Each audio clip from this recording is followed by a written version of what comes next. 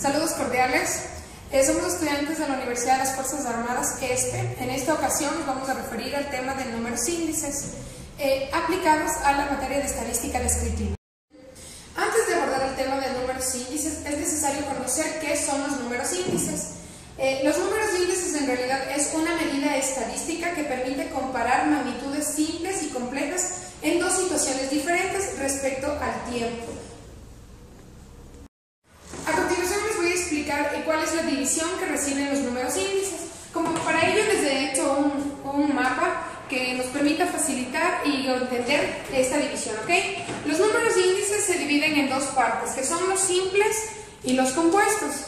Los simples son aquellos que reciben una sola variable o un solo producto, y los compuestos son aquellos que reciben dos variables, productos o conceptos, es decir, la variable que se va a utilizar.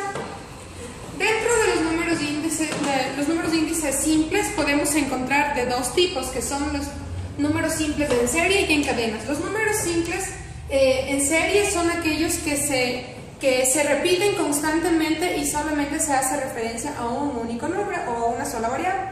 Mientras que los números simples en cadenas son aquellos que hacen referencia o están encadenados, como su término lo dice, a un término anterior. Ya, los números compuestos también pueden ser resueltos de dos formas, que son los ponderados y los no ponderados. Para poder realizar los números de índices compuestos se puede aplicar las siguientes teorías siempre y cuando sean ponderados. La teoría de Las-Peyres, la teoría de Pasteur, la teoría de Edger-Ward y la teoría de Fisher. Y los no ponderados se pueden aplicar las teorías de media aritmética, media geométrica y media armónica. Bueno, continuando con lo que anteriormente ya les he explicado a mi compañera María Belén, les vamos a explicar un poco de lo que es las propiedades de los números índices. La primera propiedad es la de existencia. Dice que es todo número índice que ha de existir, es decir, que ha de tener un valor finito, pero esto tiene que ser distinto de uno.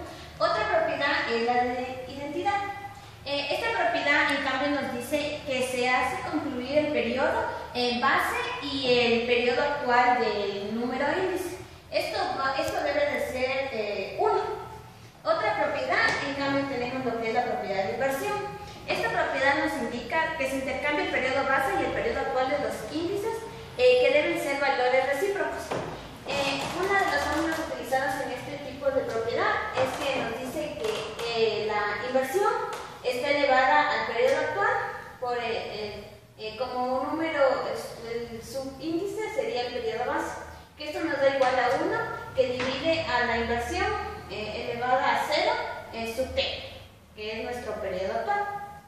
Otra de las propiedades de los números índices tenemos lo que es la proporcionalidad, que nos dice que si en el periodo actual todas las magnitudes sufren una variación proporcional, el número índice debe variar afectando por esta proporcionalidad.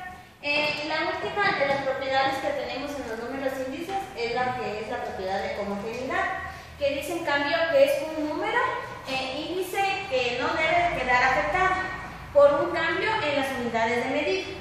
Ahora vamos a hablar de los cumplimientos de las propiedades de los números índices. En cuanto a lo que es la existencia, dice que cumple con los 6. Si recordamos un poco lo que anteriormente mis compañeras ya les explicó, sabíamos que los números índices se dividían en números simples y números compuestos. ¿Dónde aparecen estos 6? En los números compuestos. Como recordamos, estaban subdivididos en números ponderados y números no ponderados. Entonces aquí es donde aparecen nuestras 6. Lo que es identidad también cumple con las 6 de los no ponderados y los ponderados. La homogeneidad, en cambio, dice que no cumple con ninguna de las 6. En cuanto a inversión, cumple con lo que es el Doppler-Mutuo, el Ware y el Fisher. La proporcionalidad, en cambio, cumple con lo que es el Paschen, el Edwards y el Fisher. Bien, a continuación vamos a ver un ejemplo de lo que son los números índices simples. El ejemplo dice así: un comerciante ha registrado las siguientes ventas anuales tomando como base el año 2000. Calcular los números índices simples para los diferentes años. ¿Qué hacemos en este caso? Utilizamos este patrón que vemos en la parte de aquí, que es índice elevado a la R sub y. que nos da igual a 100. En este caso tenemos una tabla que nos indica el año y las ventas para cada año. Vamos a tomar como año base el año 0. Este va a ser el año 0. Y desde aquí en adelante van a seguir aumentando los años. El año 1 sería el 2001 y si es que vienen más años, pues seguimos así, año 1, año 2, 2002, año 3, 2003. Ya. Bien, tenemos aquí la fórmula que nos indica que el número índice es elevado a la R sub 0. Recordemos que 0 era el periodo actual. Entonces, en este caso, tenemos como 0 el año base. El periodo base es 0, perdón.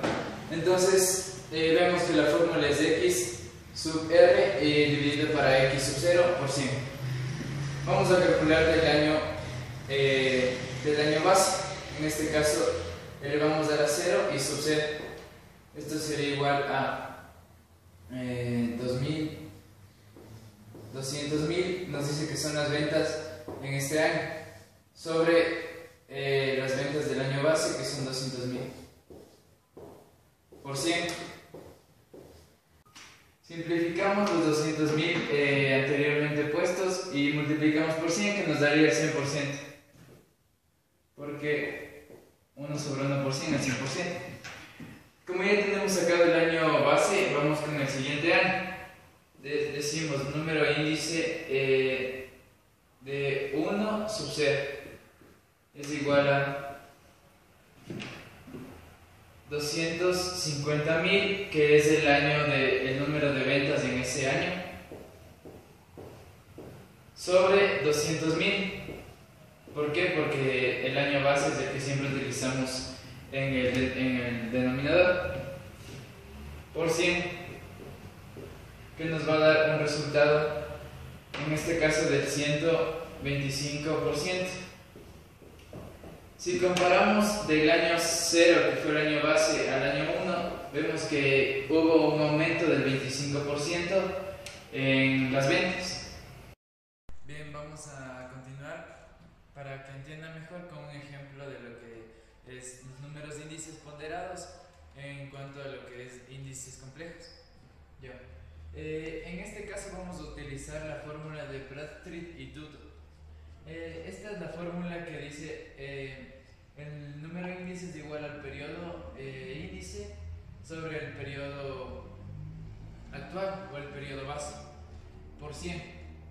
Vamos a ver el ejemplo. En este caso tenemos que la variable de la X es productos de millones de kilos y la variable de las Y es del artículo. Tenemos que las naranjas, mandarinas y pomelos en un tiempo determinado 1 y en un tiempo determinado 2. Aquí se encuentran los resultados. Tenemos la sumatoria total del tiempo 1 nos da 770 millones de kilos y la del tiempo 2 678. Vamos a buscar el porcentaje de cada tiempo para ver cuánto varía en cada uno.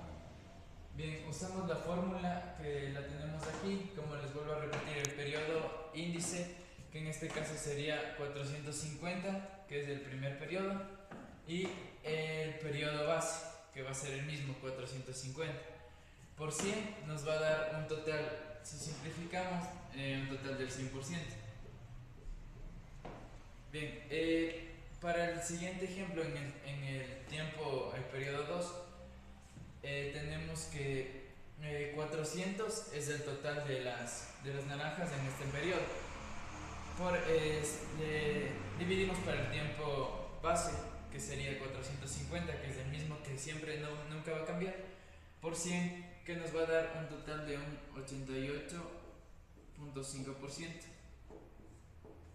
En este caso podemos ver que ha disminuido, como se pueden fijar claramente, de 450 a 400 va a disminuir en 50 la cantidad, pero en este caso de 100% a 88.5 disminuye nada más en un 12.5%. Gracias.